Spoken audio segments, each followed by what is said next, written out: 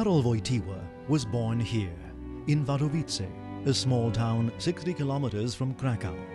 It was May 18th, 1920. The future pope was born in this yellow house, near the town's parish church, as this plaque reminds visitors to Wadowice. The house had 2 rooms and a kitchen, and the Wojtyła family rented it from a Jewish tradesman. His father was also called Karol. He was an official in the Austro-Hungarian army who loved music and literature. One of his friends, Jerzy Kluger, a longtime friend of the Pope, remembers the child who everyone called Lolek. Afterwards, during those 12 years, it was clear that he was the brightest, the best student in the class. But when he was a little boy, he was just like all the other kids. When he was 9, little Karol suffered the trauma of his mother's death in childbirth. Sometime later, his older brother, Edmund, a young doctor, died of an infection caught in the hospital where he worked. Karol was left alone with his father. In his high school years, he stood out. He was clever, and he was open and generous to his classmates. The summer of 1938, Karol and his father moved to Krakow, Poland's former capital. They would live in an old house on Tienica Street, a few steps from the Vistula River. Krakow is the heart of Catholic Poland, rich in traditions. For example, there's a fireman who, throughout the centuries, has marked the hour with his trumpet from the highest tower of Krakow. In this great city, Karol decided to continue with his hobby of acting, something he first started in Wadowice. Together with a group of fellow university students, he organized what would later be called the Polish Rhapsody Theatre. They sought to make sure national values would not be forgotten during the Nazi invasion of Poland. He would later become known in the city's literary circles due to a series of poems and plays that he published with the pen name of Andrzej Jawien. His leading lady on the stage, Halina Krolikiewicz, remembers this period quite well. Inny niż wszyscy, niemniej był chłopcem bardzo koleżeńskim. He was different from the others. He was very social and lots of fun. He was good at listening and never was bossy. He was also very athletic. Nie rozkazywał, był bardzo wysportowany. He studied at the Jagiellonian University, the same university which witnessed Copernicus' triumph. He studied in the Department of Philology and Philosophy, but his great passion was always drama. It was a passion that he kept alive secretly. Andato a Cracovia studiare arti drammatiche, memoria. He went to Krakow to study theatre. He had an incredible memory. He would remember his part as well as everybody else's. Meanwhile, like all his fellow students, he did his military service in Krakow's University Legion. In these pictures, the future pope is seen in a military uniform with a gun in his hands. The experience of the University Legion was short, and Karol soon went back to his student life. But in September 1939, Germany invaded Poland, and afterwards the Nazi regime shut down the university. To avoid deportation, Karol took a job in a quarry and then as a worker in the old Solvay factory on the outskirts of Krakow. 2 years later, his father died. Completely alone, and in the midst of the devastation of the war, Karol heard God's call to priesthood. The Pope will always remember with emotion those 4 years of work in the factory. He would say that they'd been more useful for his formation than the PhD in theology. Questa esperienza di un operaio e nello stesso tempo di un seminarista clandestino mi è rimasta per tutta la vita. Nella fabbrica per fare il mio turno 8 ore di giorno o di notte. Ho portato con me alcuni libri I miei colleghi, vuol dire gli operai, si sono meravigliati un po', ma non scandalizzati. Mi hanno detto: ti aiuteremo, anche puoi dormire un po' e al tuo posto cercheremo di sorvegliare.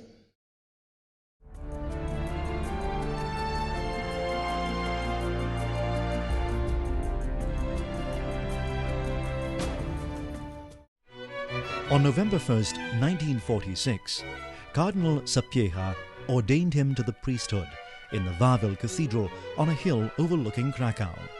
Here, he celebrated his first Mass. He studied for 2 years in Rome, traveled to Paris and Belgium, and came in contact with other priests who doubled as menial laborers. He went back to his homeland in the summer of 1948, and he found Poland under communist dictatorship. The terror of Auschwitz had been replaced by labor camps in Siberia, and the church was persecuted and silenced in the whole of Eastern Europe. This explains why he devoted his pontificate to the cause of man, to the unity between man's spiritual rights and his material needs. Young Father Wojtyła was assigned to this parish in Krakow, St. Florian.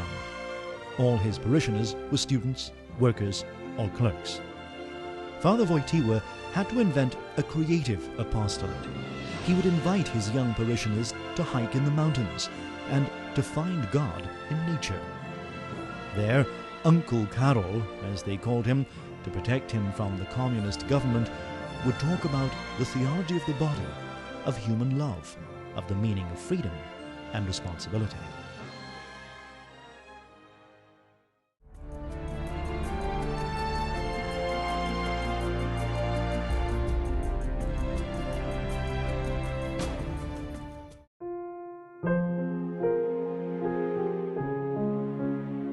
It was on one of these outings with young people in July 1958 that he received a telegram from the primate of Poland appointing him bishop. He was only 38.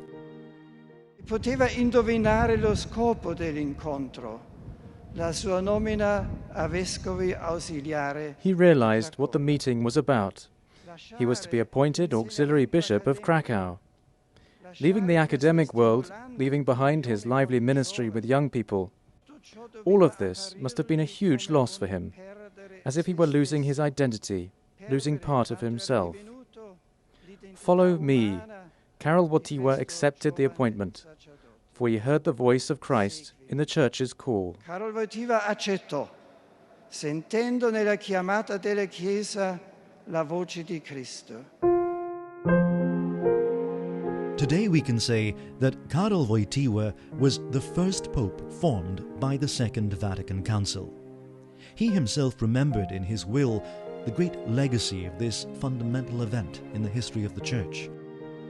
Appointed Archbishop of Krakow in 1963, Wojtyła surprised various bishops during the council by his total support for the opening up of Catholicism to the modern world and for his exaltation of the love between husband and wife as a gift from God. In those same years, he met a young ski instructor, Stanislaw Żywiec, who he would later ordain a priest in 1963. He went on to become his personal secretary and would be by his side for 40 years. It was a father-son relationship.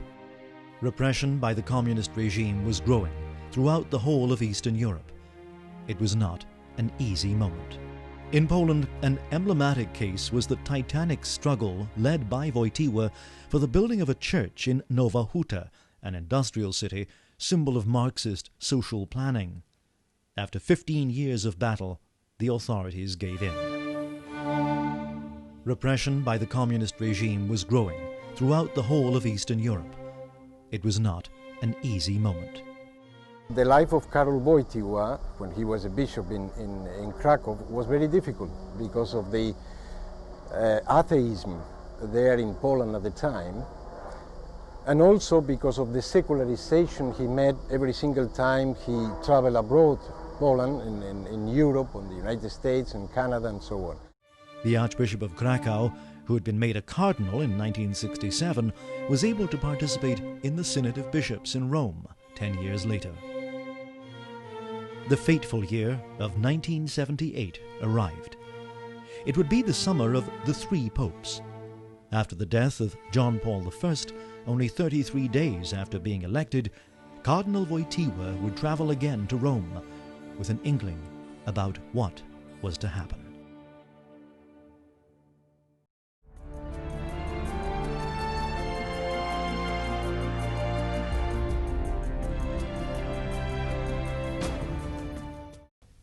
Łatwo jest zniszczyć, trudniej odbudować. Zbyt długo niszczono. Trzeba intensywnie odbudowywać. The first Slav Pope, John Paul II played a key role in the fall of the Berlin Wall. It's something that is unanimously recognized by all. His first trip to Poland in June of 1979 made the Kremlin tremble. That trip did it. That was the detonator of this explosion that finished off the Soviet Empire in Europe.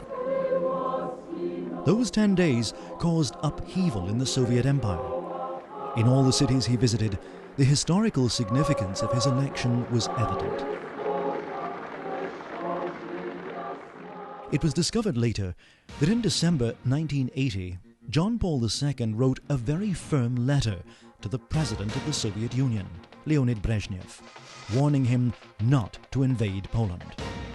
5 months later, the near-fatal attack by Aliachka took place in St. Peter's Square. To this day, no one knows who masterminded the attack, but the Pope himself said in his last book that the Turkish terrorist had not acted alone. He was working on somebody's behalf, and somebody had also deflected the bullet. Il Papa che era lì sul letto, che doveva morire. The Pope was there in his bed and was supposed to die. He himself said it frequently, that he should have died that day, on May 13th, and if he didn't die, it was a maternal hand which deflected the bullet. Even the doctors who operate on him can't explain why he didn't die. It was May 13th, 1981, the feast of Our Lady of Fatima. During his convalescence, the Pope understood that he was the bishop dressed in white, referred to in the third secret of Fatima. If Our Lady had saved him, it meant that the rest of the message of Fatima could also be fulfilled. Our Lady of Fatima had explained to the three little shepherds that Russia had to be consecrated to the Blessed Virgin Mary in order for the communist totalitarianism to fall. In 1984, in St. Peter's Square, the Pope consecrated Russia to Our Lady of Fatima, and the only living visionary, Sister Lucia, finally confirmed that what the Virgin had asked for 65 years ago had occurred. From then on, history took a turn. Gorbachev was elected, the Berlin Wall fell, and all the nations under Soviet domination gained freedom. There were 5 years that changed the world, thanks to the Polish Pope's fortitude. Even Gorbachev himself recognized it. In 1996, John Paul II crossed the Brandenburg Gate in an already united Europe. It was a poignant sign that the message of Fatima had been entirely fulfilled. In the year 2000, John Paul II visited the Portuguese shrine again, this time to beatify the other two little shepherds who had seen the Virgin Mary. And he left his pastoral ring at the feet of Our Lady. It was the ring that Cardinal Wyszynski, his spiritual father, gave him. Sister Lucia's death in February of 2005 finally put an end to the mystery of Fatima. It was from this tiny Portuguese village that John Paul II broke down the Berlin Wall with Our Lady's strength.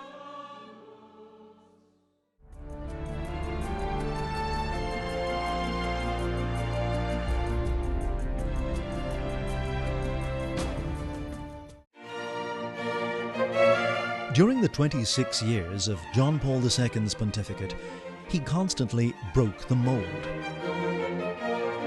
His moral authority allowed him to meet the leaders of the world, and he succeeded in establishing diplomatic relations with 67 new countries and traveled more than 1 million kilometers in his 104 trips abroad.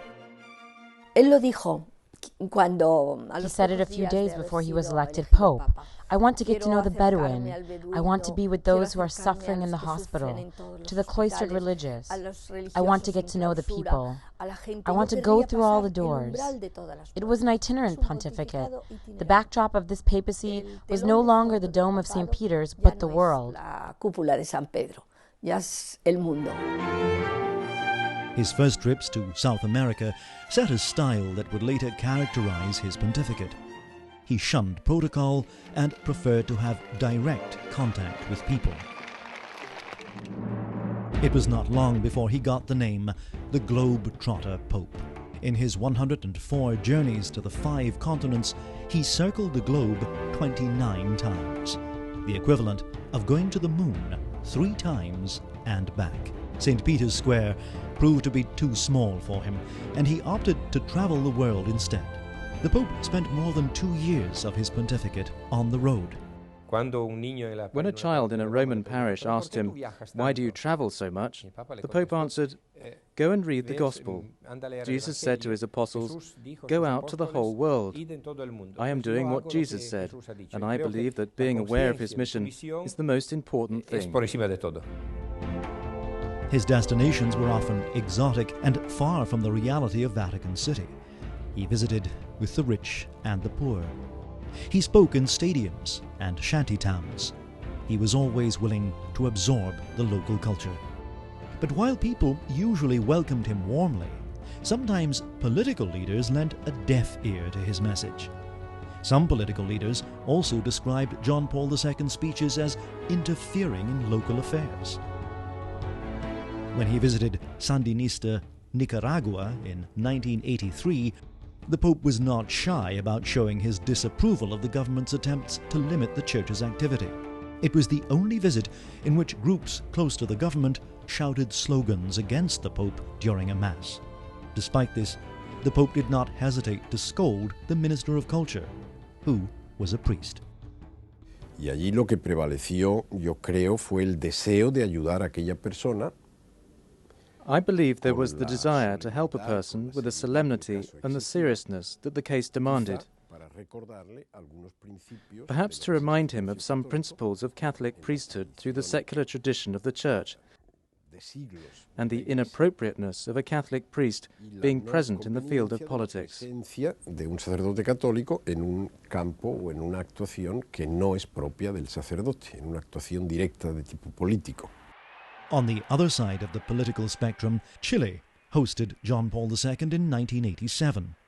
The Pope met with Pinochet in a private meeting with no official speeches, and the leader tried to take advantage of the situation, appearing on the balcony with John Paul II.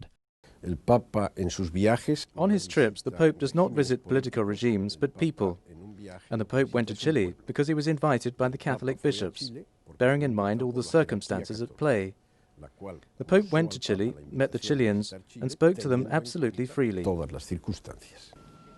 A historic trip to Cuba in 1998 was covered by press from around the world.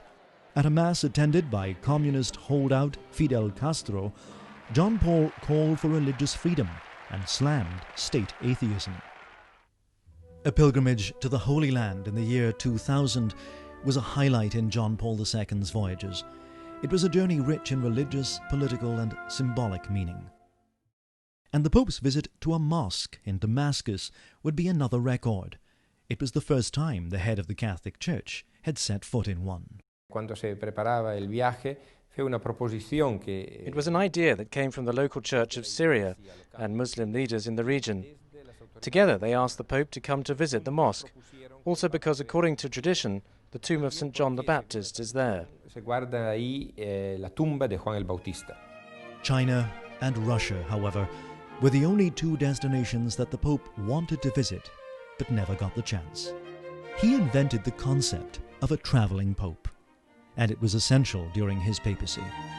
John Paul II wished to see people face to face, and in this way he brought the Church over to the world. Thanks to Karol Wojtyła, from now on it'll be impossible to think of a pope who does not travel.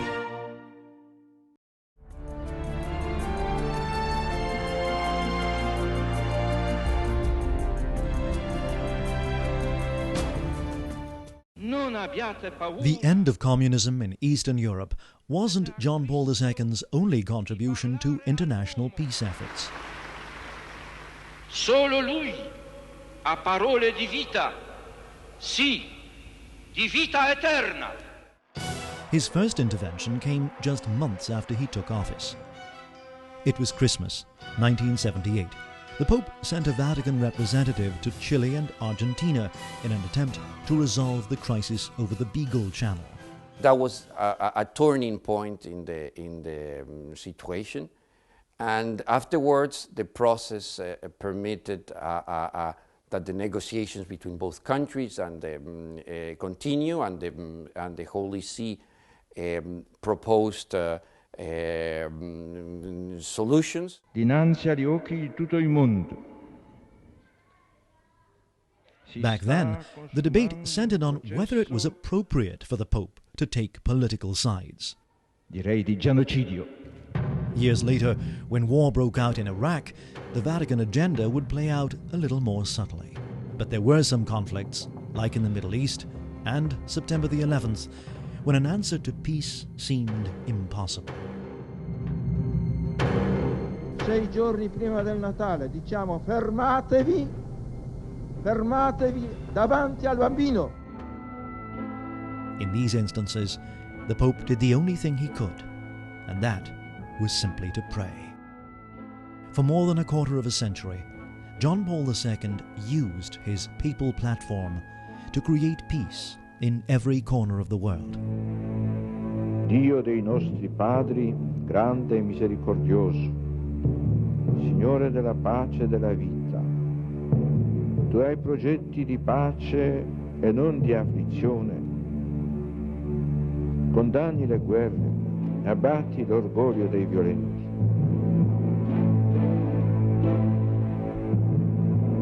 Padre di tutti, ascolta il grido unanime dei tuoi figli. Mai più la guerra, avventura senza ritorno, mai più la guerra, spirale di lutto e di violenza.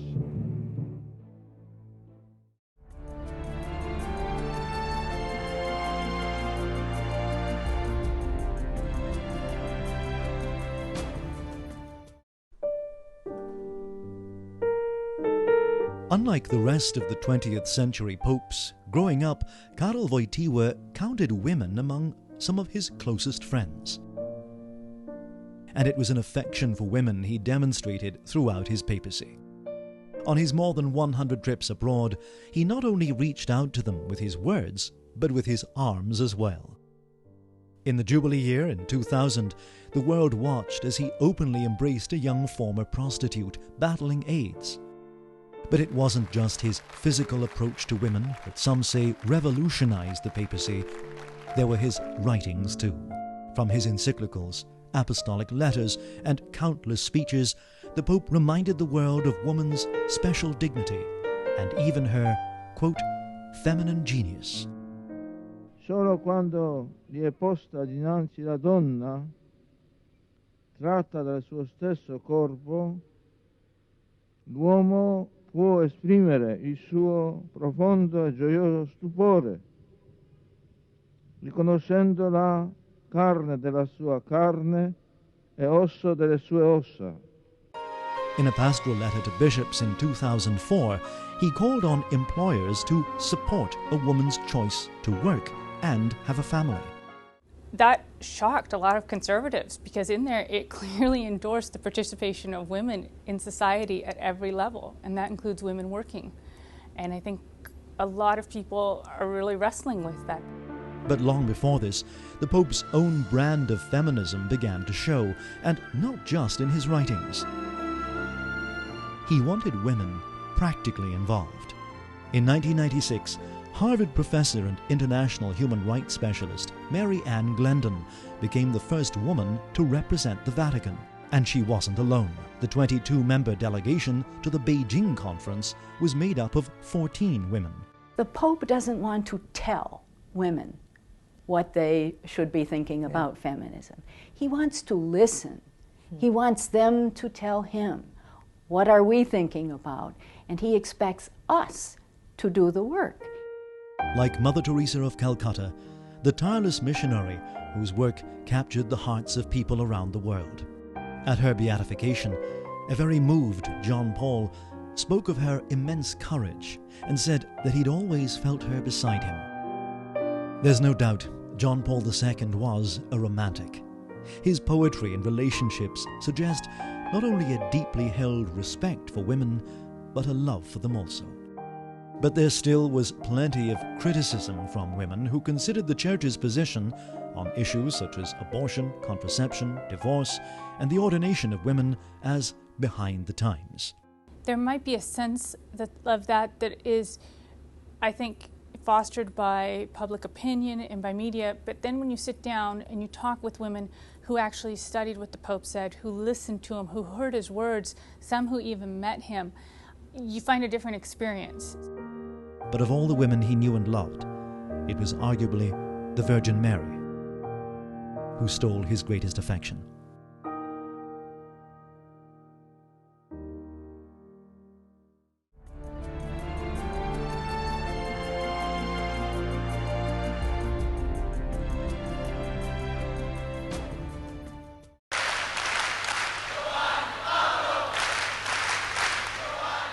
No pope has connected with young people, quite like John Paul II. Un joven de 83 años. He seemed to have a magnetic appeal.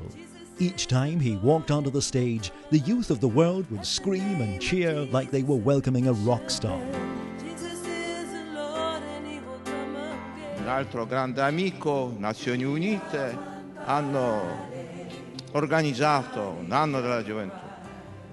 Loro hanno organizzato, hanno annunziato, noi abbiamo fatto. In 1984, 6 years after his election, John Paul II asked young people to gather in Rome. More than 300,000 accepted his invitation, and World Youth Day was born. Las palabras del Santo Padre, su testimonio personal, siguen siendo para ellos. After 20 years, the words of the Holy Father continue to be a point of reference, a place to begin again from. World Youth Day has been an occasion for young people to keep on going with their Christian commitment. Una ocasión ofrecida a los jóvenes justamente para seguir adelante en su compromiso cristiano.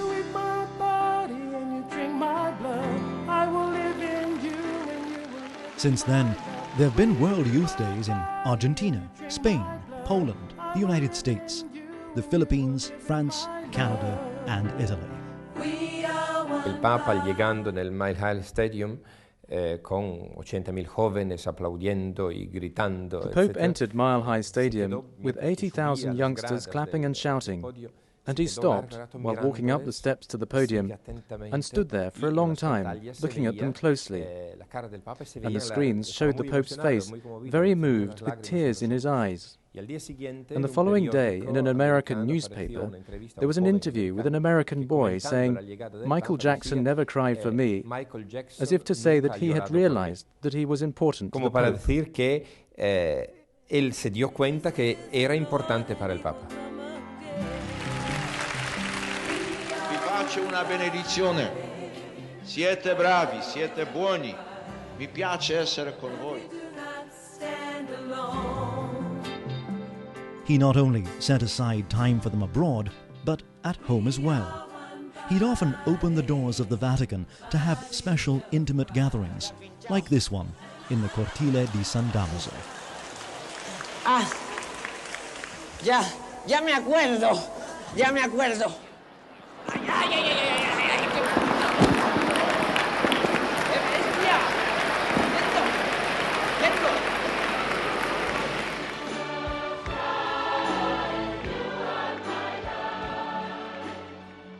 His message was clear. Live chastity, don't take drugs, and strive to become saints. And every time he said it, they cheered as if begging for more. Such was the appeal of the man they called the friend of the young.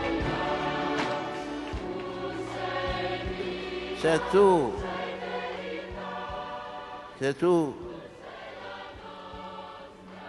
vivi con i giovani, tu dovrai diventare anche giovane.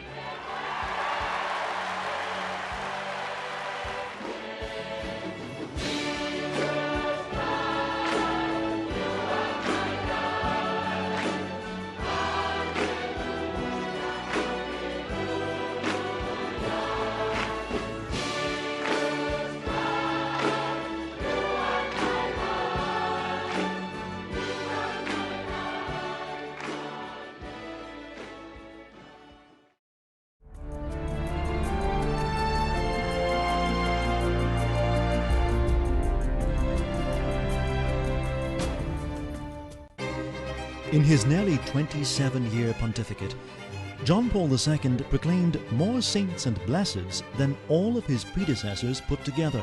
On average, he raised someone to the glory of the altars every 10 days.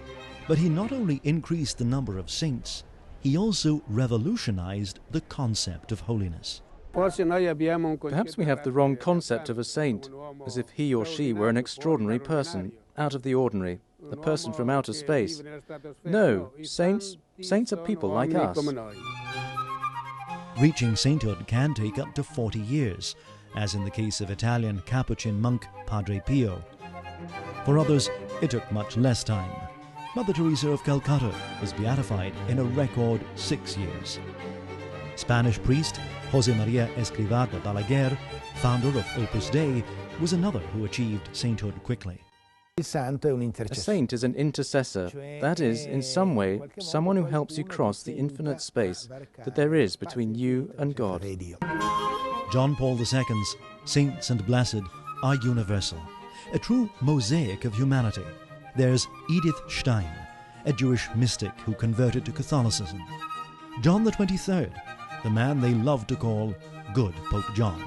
Sudanese slave, Josephine Bakita, Katri Tekakwitha, a young American Indian, Mary MacKillop, an Australian nun, 120 Chinese martyrs, victims of religious persecution, and 12 Mexican martyrs, a small United Nations of Holiness.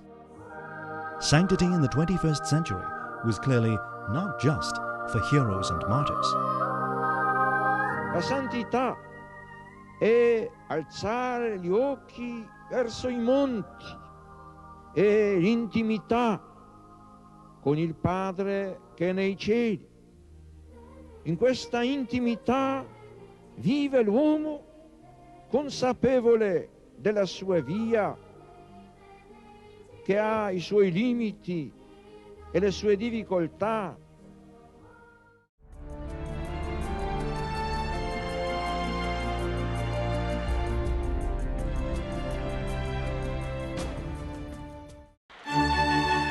Elected in 1978, John Paul II was the third longest-serving pope in history, after St. Peter and Pope Pius IX.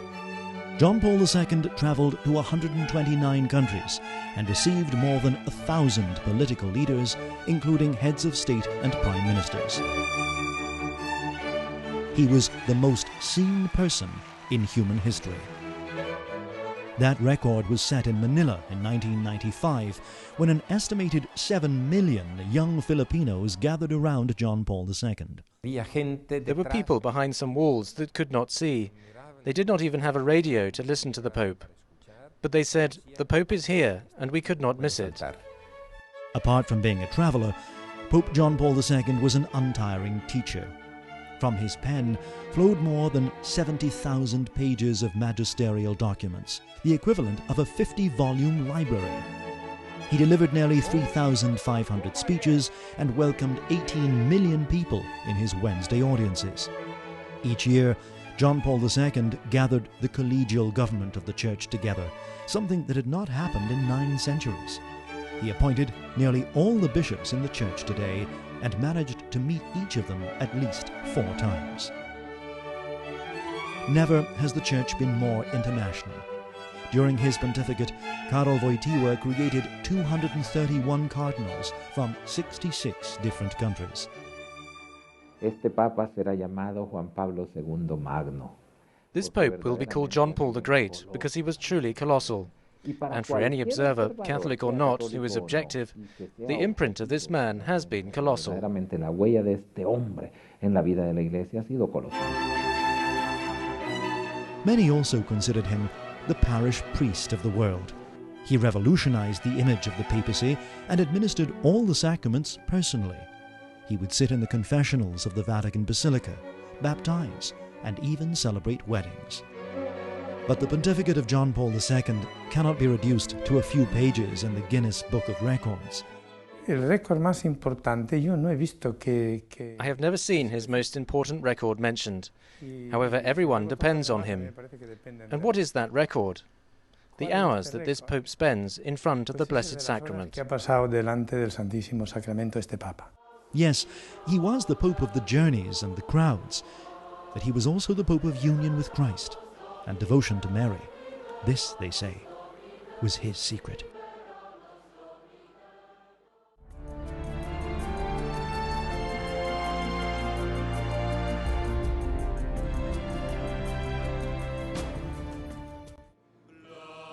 One of John Paul II's priorities was the unity of Christians.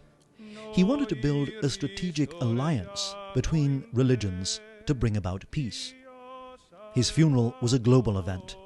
Around his tomb, the powerful of the world came in prayer, divided by conflicts, but united in their tribute to the Pope.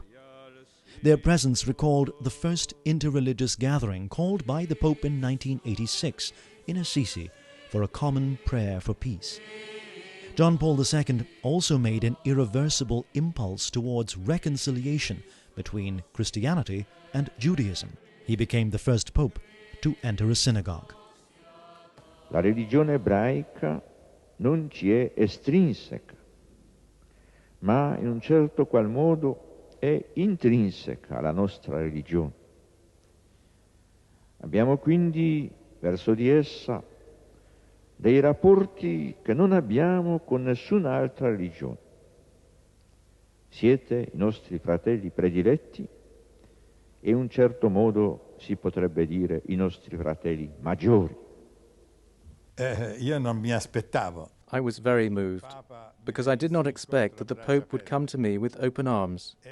And when he hugged me, at that moment I felt that something was changing, that an era had come to an end, and that a new one was beginning. Finiva un'epoca e ne iniziava un'altra. In 1993, the Vatican recognized the State of Israel, and diplomatic relations were established. Le pape a fait un travail extraordinaire. The Pope has done an extraordinary job with great intelligence, faith and charisma, which will bring about countless fruits. Qui a des conséquences incalculables. But the real milestone was John Paul II's historical pilgrimage to the Holy Land. With now Pope John Paul II's visit to the Holy Land, giving fullest respect to its highest elected officials at state reception, standing at Yad Vashem, the Holocaust memorial, in tearful solidarity with Jewish pain and suffering, going to the Western Wall, the Kotel, putting there the text of a prayer he composed, asking for God's forgiveness for the sins committed by Christians down the ages against the people who he calls God's people, the children of Abraham, God's people of the original covenant, never broken and never to be broken. I mean, that's an amazing transformation. The Pope's pastoral mission reached even Muslim countries. In 2001, in Damascus, he set another milestone, becoming the first pontiff to enter a mosque.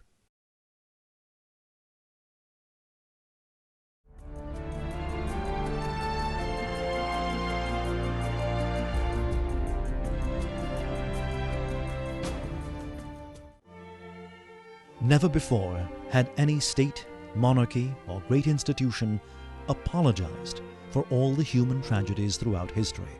chiediamo perdono. But John Paul II was convinced that in order to preach with legitimacy, the Church had to recognize its mistakes.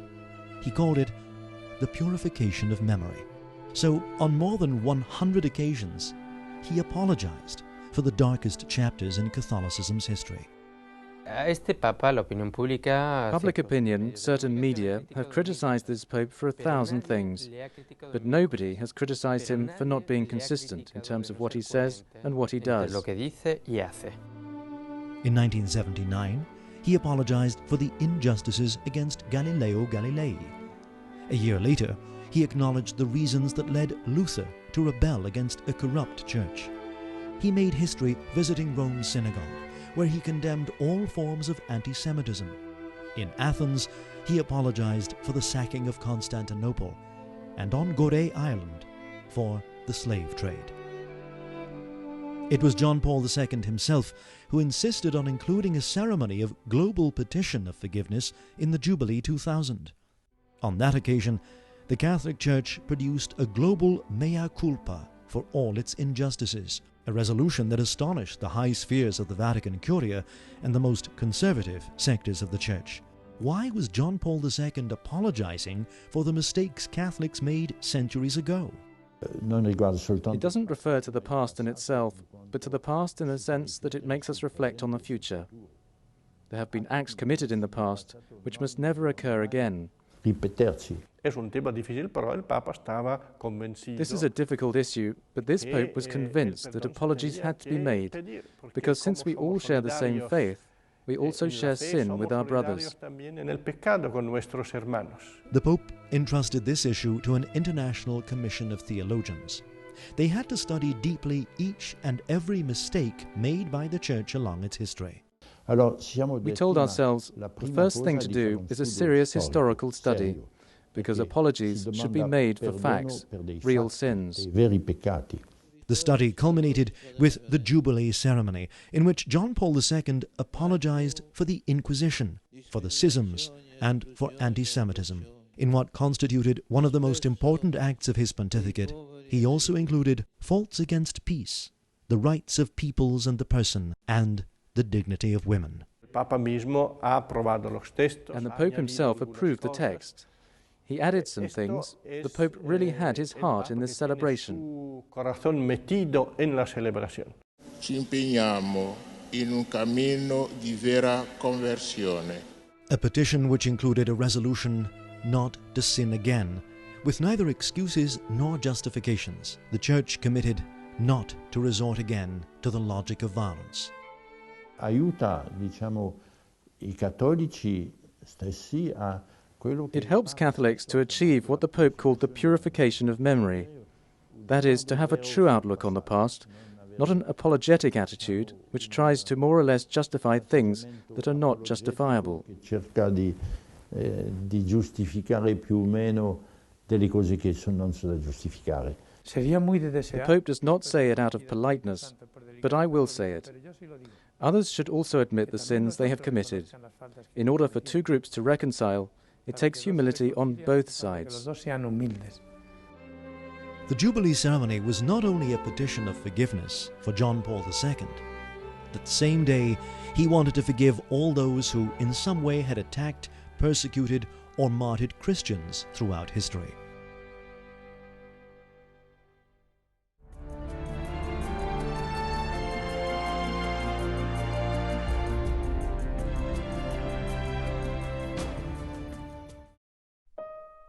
He walked out onto the stage of the world, a youthful and energetic man. Spirited in speech, to be sure, but for the first time in a pontificate, we also saw a pope who liked to hike, ski, swim, and kayak. And those sports he no longer played, he still liked to watch. But only 3 years into his pontificate came the first in a devastating line of setbacks.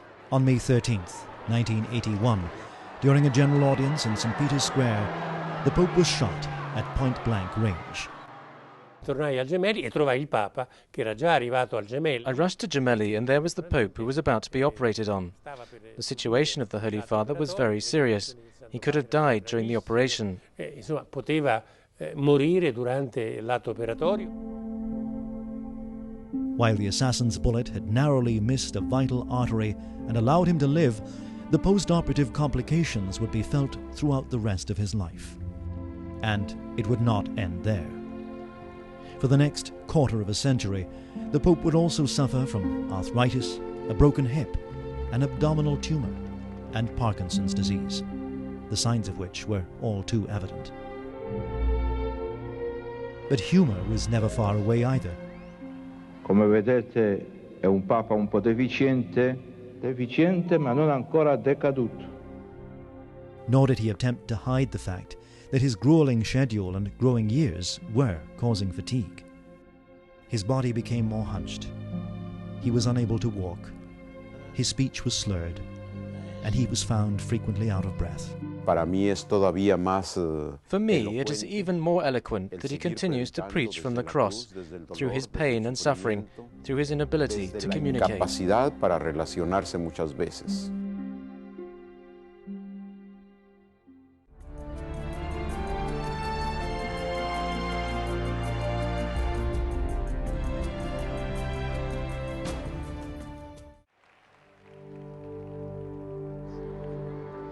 But the true Calvary of the Pope began on February 1st, 2005, when he was taken urgently to the Policlinico Gemelli, suffering from breathing difficulties, flu, and inflammation of the throat. Immediately, the hospital turned into the center of Christianity. Pilgrims from all over the world accompanied him with their chants and prayers. Karol Wojtyła didn't abandon the pilgrims, and punctually from the hospital's 10th floor window, he prayed the Angelus. This time, the prayers worked. After 10 days, he left the hospital in the midst of the cheers of the faithful who celebrated his return to the Vatican.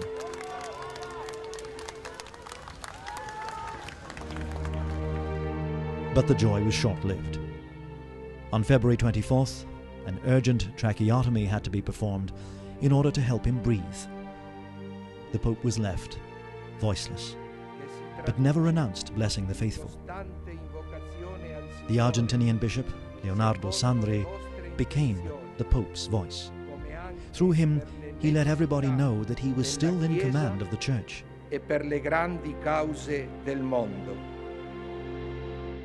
The Pope's illness summoned the world media. More than 1,000 radio and television broadcasting stations followed minute to minute the common Father's convalescence. The Vatican Internet Office received more than 500,000 messages of solidarity with the sick Pope. During his convalescence, he continued to receive his collaborators. He appointed bishops, signed documents.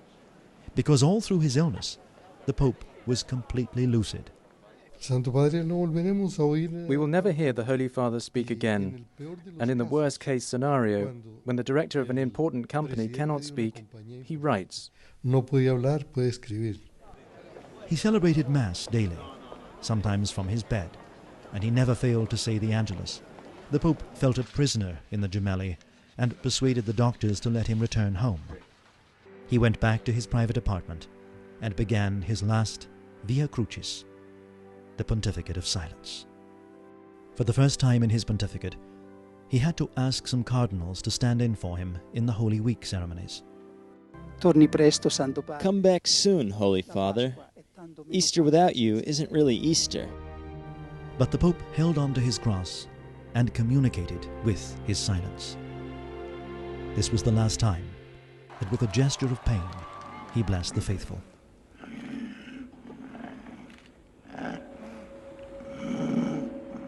In this way, giving himself up to the faithful, Wojtyła undertook the ending of his pontificate of silence. We are witnessing the Passion of Christ, but also the Passion of Christ's representative. The 31st of March, he wasn't able to celebrate Mass, and he received the Viaticum. His window was still lit, but he was fading, little by little.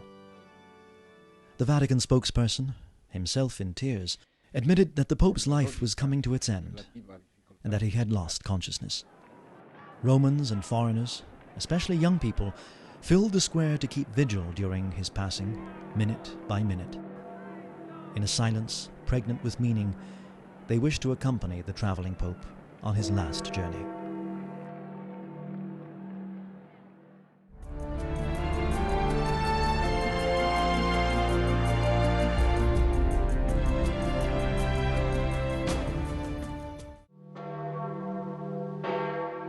On April 2nd, at 9:37 Italian time, while a rosary was being recited in the square, Karol Wojtyła said his last Amen.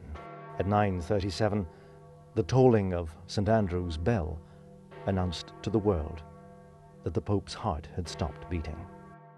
L'eterno riposo dona a lui, o Signore, e splenda a lui la luce perpetua, riposi in pace. Amen.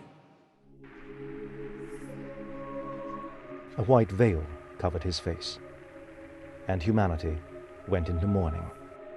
Faithful from every corner of the planet filled the eternal city to say goodbye to the Pope who changed history. The Pope who brought a new vitality to the See of Peter also surprised the world by the speed with which the ceremonies were held after he died. Recognition rites were performed in 20 minutes, and 2 hours later his body was taken to the Clementine Hall. The mortal remains of Karol Wojtyła, the most communicative pope in history, lay in state. Television networks on all 5 continents covered the event live. The world stopped to say farewell to John Paul II.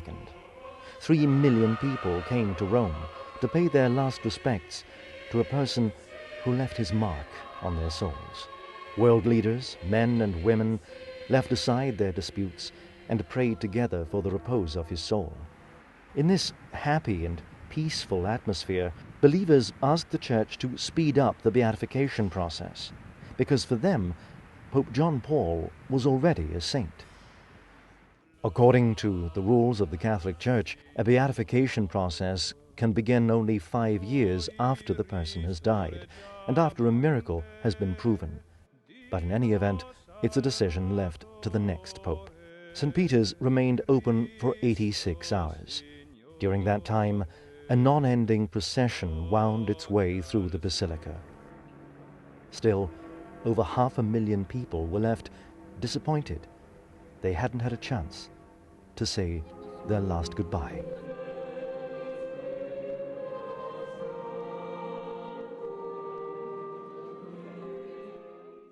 Dispensavit a tempore quinque annorum expectationis post mortem servi Dei Ioannis Pauli II, summi pontificis,